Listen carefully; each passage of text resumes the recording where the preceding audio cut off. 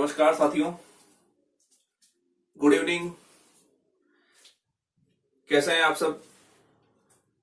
हमारे हिंदी व्याकरण के टॉपिक के अंतर्गत, क्योंकि पिछला वीडियो अपन ने रीड के चर्चा के रूप में बनाया था, ये वाला वीडियो हमारा एक टॉपिक के ऊपर होगा।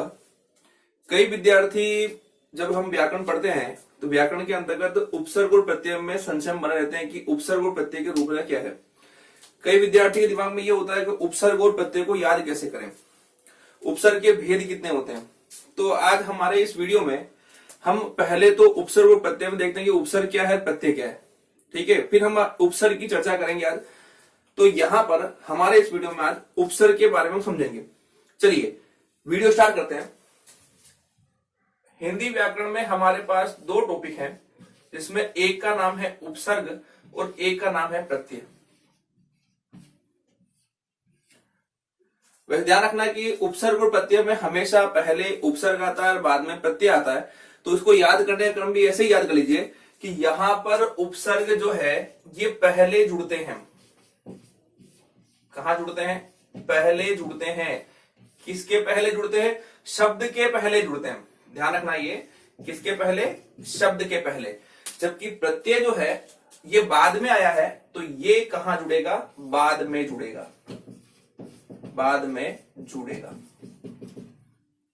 क्लियर?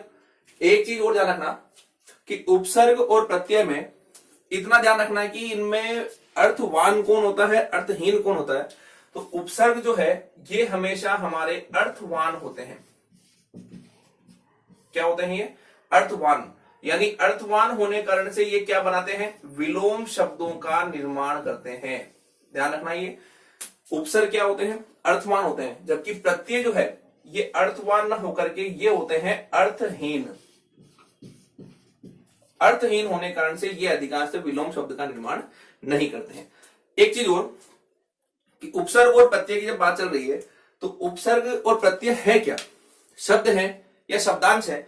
तो इतना ध्यान रखना कि उपसर्ग और प्रत्यय जो हमारे रूपरेखा में है ये एक शब्दांश है। क्या है ये? शब्दांश है। यानी शब्द का एक टुकड़ा है। यानी मैं कहूं कि जैसे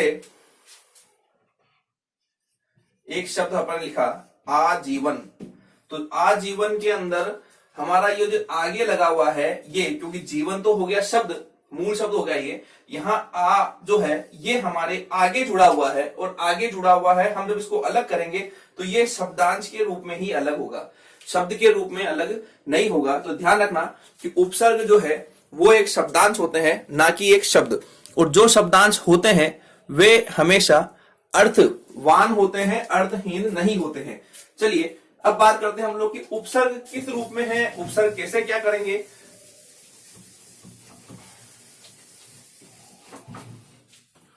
तो देखिए उपसर्ग, अभी मैंने बताया कि उपसर्ग शब्दांश है, अर्थवान है। उपसर्ग शब्दांश है और अर्थवान है। यहां पर उपसर्गों के भेद पूछे गए तो ध्यान रखना कि उपसर्गों के हमारे भेद कितने होते हैं? 3 होते हैं। उपसर्ग के भेद में सबसे पहला भेद कौन सा आता है? संस्कृत के उपसर्ग। संस्कृत के उपसर्ग। कौन से उपसर्ग है? संस्कृत के उपसर्ग। यहां पर अगर ऐसा भी याद ना रहे तो ध्यान रखना कि उपसर्ग के जब डिवाइडेशन किए गए तो आप ऐसे याद करना कि सबसे पहले हमारे भारत में आर्य लोग आए। आर्य लोगों की भाषा कौन सी थी? संस्कृत। संस्कृत के बाद हमारे अपभ्रंश के रूप के अलावा निकल के हमारी हिंदी आई, तो हमारा दूसरा भेद बन गया हिंदी के उपसर्ग। हिंदी के उपसर्ग। और जब इसके बाद हम लोग आगे चले तो हमारे भारत में विदेशी आक्रांत आ गए। विदेशी आक्रांत में मुगल भी आए और मुगलों के अलावा अंग्रेज भी आए। तो हमने यहां पर तीसरा भेद कर दिया, विदेशी उपसर्ग। शायद सबको अच्छे से याद हो गया होगा। उपसर्ग के भेद कितने होते हैं? 3। संस्कृत के उपसर्ग, हिंदी के उपसर्ग और विदेशी उपसर्ग। अब दूसरी स्थिति यह है कि यहां पर हम लोग किसमें कितनी संख्या मानी जाए।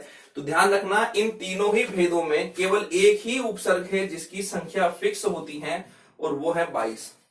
यानी संस्कृत के उपसर्गों की संख्या कितनी होती है? 22। हिंदी के उपसर्ग की संख्या निश्चित नहीं होती है और विदेशी उपसर्ग अकेले नहीं होते हैं। इनके दो भेद होते हैं, जिसमें एक भेद का नाम है उर्दू फारसी उपसर्ग, जिसे अरबी फारसी के नाम से जानते हैं, उर्दू फारसी उपसर्ग, और दूसरा है अंग्रेजी के उपसर्ग। शायद अब थोड़ा समझ में आया होगा आप लोगों को कि उपसर्ग वे शब्दांश जो शब्द के प्रारंभ में जुड़कर शब्द के अर्थ में परिवर्तन कर देते हैं या शब्द की विशेषता बढ़ा देते हैं या शब्द में प्रभाव उत्पन्न कर देते हैं, तो वे हमारे उपसर्ग कहलाते हैं। उपसर्ग क्या है? उपसर्ग एक शब्दांश है जो अर्थवान होता है और अर्थवान होने कारण से ये विलोम शब्दों का निर्माण भी करता है। अब दूसरी कंडीशन ये है कि हमारे इसके भेद कितने हैं, तो ध्यान रखना, संस्कृत के उपसर्ग कितने होते हैं? 22। हिंदी के उपसर्ग कितने होते हैं? संख्या निश्चित नहीं है। विदेशी में कितने उपसर्ग हैं? 2 उपसर्ग हैं। एक उर्दू फारसी उपसर्ग है, इसकी भी संख्या निश्चित नहीं है। एक अंग्रेजी के उपसर्ग है, इसकी भी संख्या निश्चित नहीं है। क्लियर यहां तक? अब चलिए हम जब बात करते हैं पहले संस्कृत के उपसर्ग की, तो इतना ध्यान रखना कि संस्कृत के उपसर्ग होते हैं 22 और इन 22 उपसर्ग को निकालने के लिए अधिकांशतः अपने को संधि रूप अपनाया जाता है। संधि रूप अपनाने का मतलब है कि यहां जब 22 उपसर्ग निकाले जाएंगे तो वहां पर कहीं ना कहीं शब्दों में संधि की जाएगी, और अगर वहां संधि नहीं होती है, अगर सीधा सीधा शब्द बाहर आता है, तो ऐसी कंडीशन में वहां पर जो मूल शब्द होगा वो मूल शब्द तत्सम रूप में ग्रहण किया जाएगा। अब किसी के दिमाग में आ रहा हो तत्सम क्या चीज है ये?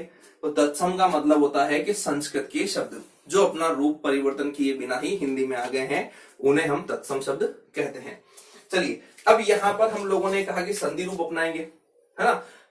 पकड़ कैसे करें कि ये रूप बनेंगे, तो चलो मैं वो दिखाता हूं। जैसे एक शब्द लिखा हुआ है अध्यापक, एक लिखा हुआ है प्रत्यक्ष, एक लिखा है अभ्यागत, एक लिखा है अत्युक्ति, व्याकरण, स्वागत,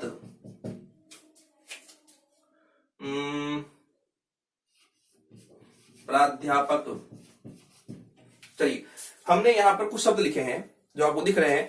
यहां पर जब मैं इनके उपसर्ग निकालूंगा तो उपसर्ग निकालने की श्रेणी में मुझे यहां पर इन सभी में अंदर संधि करनी होगी। मैं अभी 22 उपसर्ग की बात नहीं कर रहा हूं, मैंने अभी केवल यह बताया है कि यहां पर मुझे उपसर्ग निकालने के लिए क्या करनी होगी? संधि करनी होगी।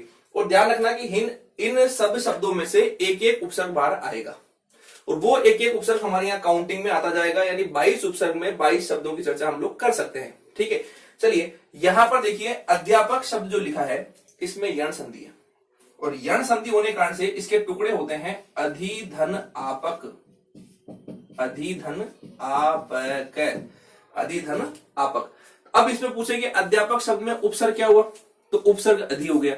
अब आपके दिमाग में एक चीज आएगी, सर इसमें मात्रा छोटी क्यों लगी अधि में? तो एक चीज ध्यान रखना कि उपसर्ग की मात्रा हमेशा छोटी होती है। मात्रा क्या होगी? छोटी होगी। कभी भी उपसर्ग की मात्रा बड़ी नहीं होती है, ये दिमाग में बैठा लें आप लोग, ठीक है ना? तो यहां पर अगर कभी एग्जाम में अध्यापक लिखा है और वहां पूछे कि अध्यापक में उपसर्ग है और अधि एक छोटी मात्रा में लिखा है और एक बड़ी मात्रा में लिखा है, तो आप वहां कंफ्यूज ना हो, क्योंकि उपसर्ग हमेशा किस मात्रा में होता है? छोटी मात्रा में ही उपसर्ग की गणना की जाती है। तो अब देखिए अध्यापक में हमारा उपसर्ग क्या निकल गया? अधि। चलिए अब नेक्स्ट आते हैं प्रत्यक्ष पर। तो प्रत्यक्ष की हम जब संधि करते हैं तो इसमें भी यण संधि होती है और इसमें उपसर्ग निकलता है प्रति, और यह में अ स्वर है इसलिए निकल गया अक्ष, प्रतिधन अक्ष। ठीक है, यहां पर उपसर्ग क्या हो गया? प्रति, यानी पहला उपसर्ग अधि, दूसरा उपसर्ग प्रति। चलिए नेक्स्ट आते हैं अभ्यागत शब्द के अंदर हमारा जो संधि रूप बनेगा वो भी यण में बनेगा और यहां पर अभिधन आगत, अभिधन आगत, यानी यहां पर अभ्यागत में उपसर्ग क्या हो गया? अभी। अब एक चीज और है कि अभी उपसर्ग है तो क्या इसमें एक उपसर्ग और है? बिल्कुल है साहब, आगत में भी उपसर्ग है आ। क्लियर? ये क्या लिखा हुआ? अत्युक्ति। अत्युक्ति में हमारा जो उपसर्ग है वो है अति, अति धन उक्ति। अब एक चीज है कि कईयों के दिमाग में आ रहा है सर हम इसे निकालेंगे कैसे? देखो, जो तैयारी रोज नियमित कर रहे हैं उनके लिए तो ये कठिन नहीं है, लेकिन जो विद्यार्थी अध्ययन नहीं कर रहे हैं उनके दिमाग में आता है कि सर ये संधियां हमें नहीं पता तो क्या करेंगे। तो मैंने हमारे इस साहित्य एकेडमी चैनल पर वर्ण, संधि, समास इन तीनों के वीडियो डाल रखे हैं। अगर आपको ये नहीं आता हो तो आप संधि में मैंने अलग अलग डिवाइडेशन कर रखे हैं। तो संधि में यण संधि को विशेष रूप में देख लेना, क्योंकि यण संधि जो है वो मुख्यतः हमारे इन उपसर्गों के लिए मुख्य मानी गई है। संस्कृत के 22 उपसर्ग निकालने के लिए यहाँ पर यण संधि का अधिकांशतः प्रयोग किया जाएगा। एक चीज ध्यान रखना कि 22 में से लगभग 15 उपसर्ग यण संधि के नियम के अकॉर्डिंग बैठ जाएंगे, ठीक है ना। अगर सीधे सीधे उपसर्ग भी निकल रहे हैं तो वहां पर दूसरा शब्द हमारा तत्सम का बन जाएगा। चलिए नेक्स्ट आते हैं व्याकरण। अब देखिए, यहां पर व्याकरण में भी यण संधि है। अब यहां पर वी धन आकरण, क्या है ये? वी धन आकरण, यानी यहां पर अब पूछा जाए कि व्याकरण में कितने उपसर्ग हैं, तो इसमें भी 2 है साहब। 2 कौन कौन से हैं? तो वी उपसर्ग और आ उपसर्ग, 2 उपसर्ग बनाए गए, ठीक है ना। चलिए नेक्स्ट आते हैं हम लोग स्वागत पर। तो स्वागत के अंदर भी हम लोगों ने देखा है, तो यहां पर सु धन आगत, यहां भी यण संधि है। तो एक चीज ध्यान रखना कि हमारे यण संधि के अंदर 3 नियम है। कितने नियम भैया? 3 नियम है। एक है य का नियम, एक है व का नियम और एक है र का नियम। आप लोगों को यह करना है कि इन 2 नियम यानी य और व के नियम को अच्छे से पढ़ लेना है। अब आपको समझ में किताब से नहीं आ रहा हो तो मेरे द्वारा जो YouTube चैनल पे वीडियो डाल रखा है उसको ध्यान से देख ले, में आपको अच्छे से याद हो जाएगा।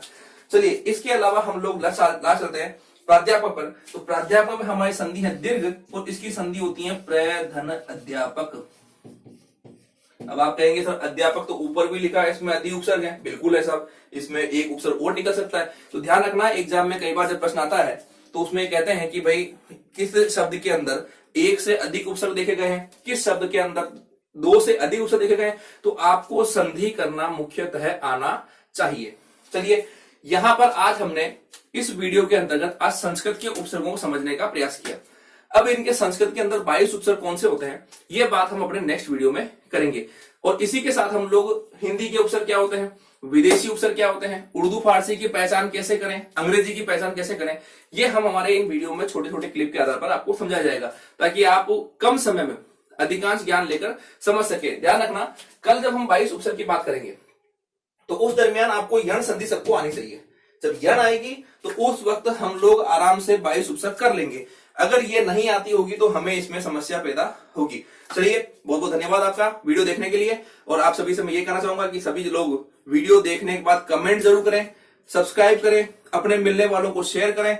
और यहाँ जितने भी लोग वीडियो देखते हैं अपनी राय जरूर दें कि मुझे नेक्स्ट और किस टॉपिक पर वीडियो बनाना चाहिए, क्योंकि हिंदी सब्जेक्ट के अंदर हमारे बहुत सारा विस्तार है। हम केवल व्याकरण की बात नहीं कर रहे हैं। सेकंड ग्रेड, फर्स्ट ग्रेड, अगर जो सेकंड ग्रेड तैयारी करना चाहता है वो अलंकार, छंद, रस, काव्य गुण, काव्य दोष, रीतियां, या इसके अलावा कोई इतिहास की चर्चा है, आदिकाल, भक्तिकाल, रीतिकाल, तो हम लोग क्रम से चलेंगे। अभी मैं फिलहाल रीट, सीटेट, पटवार, जो एलडीसी का एग्जाम आ रहा है अभी हाई कोर्ट का, उसके सभी के लिए कॉमन रूप में वीडियो बना रहा हूं। तो छोटे छोटे वीडियो है, इनको एग्जाम से पहले देख ले, ये आपके बहुत उपयोगी होंगे। चलिए बहुत बहुत धन्यवाद, शुभ रात्रि।